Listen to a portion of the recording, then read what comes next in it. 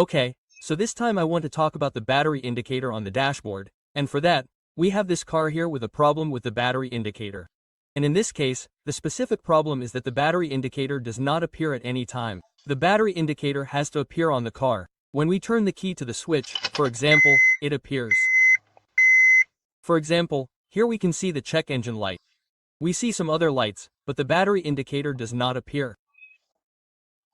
Next, we are going to see in a car where it does work, more or less how it has to look to be very clear about which indicator I am referring to. I'm going to turn the key to the switch on, for example.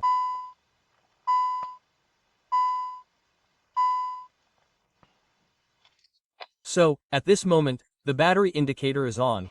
The fact that the battery indicator does not work represents a problem because that light is not only a warning, but is directly related to the regulation control, and to the charging system in general, of course.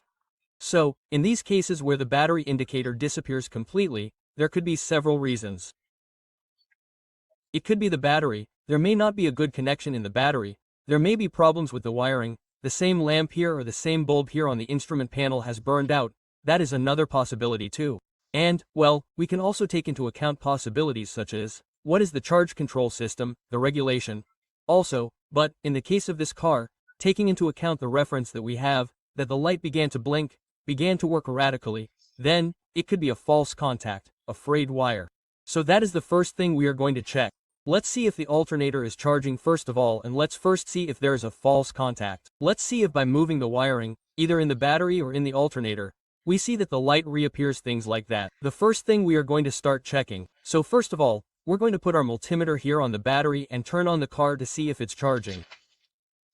We should see voltages of approximately 14 V that will indicate that the alternator is charging the battery.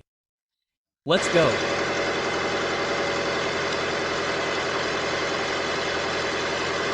As you can see, there is a correct charging voltage of 14.5.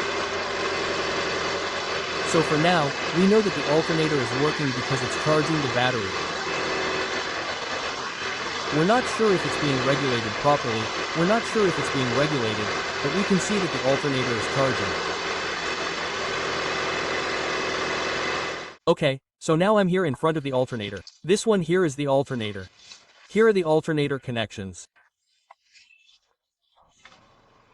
And first, what I'm going to do here is check. Let's check the connections, that the screw is connected properly here, that the screw is tight, check that it's not loose.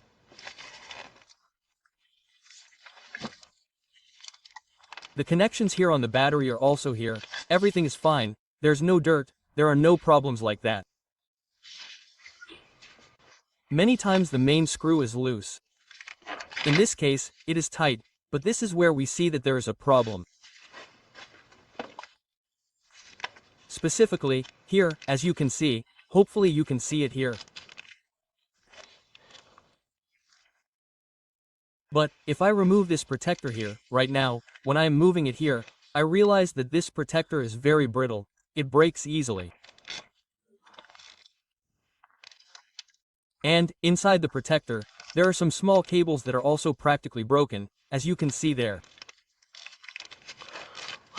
I hope I put more of them like this to try to make it look better. And here you can see precisely how the cables are broken, and it seems that there is more than one broken cable there.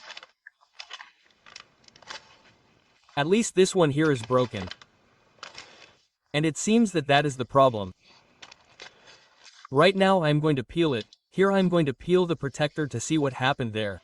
Well, here I've already peeled the protector here, and here you can see what the problem is. There are two bare cables. A thick cable comes out of the connector that goes to the fuse box and from there to the battery.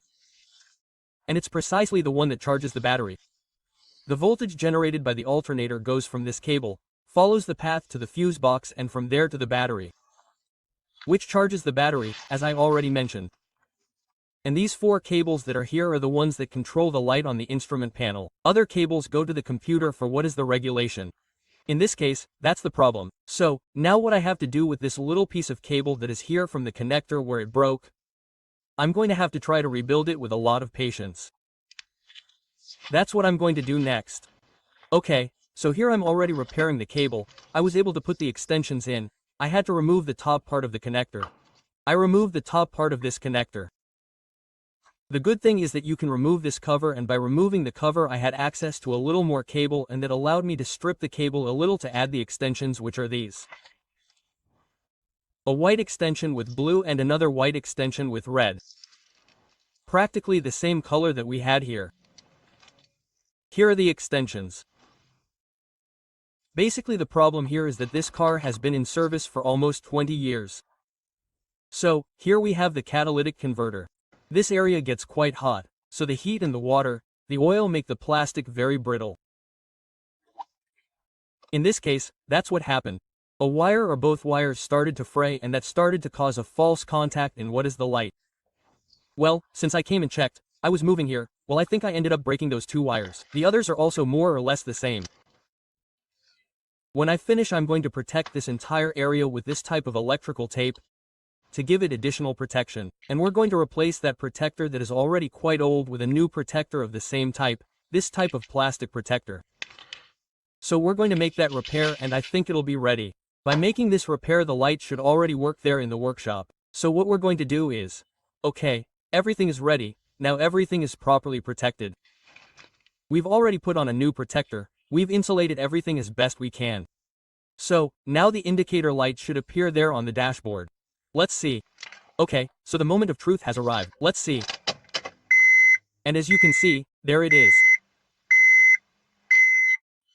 Right now I have the engine off and the key and the switch on. So, now I'm going to start the car, and the indicator light should come on for about 2 or 3 seconds, and if the alternator is charging, the indicator light should turn off. Let's see if that happens. There it is. It means that our alternator is now charging the battery, the indicator light disappears and everything works normally. There we turn it off.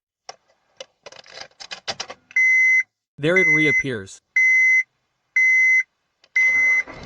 We start the car and the indicator light goes off. That's how it should work. I think that's all for now. Thanks for watching the video and see you soon.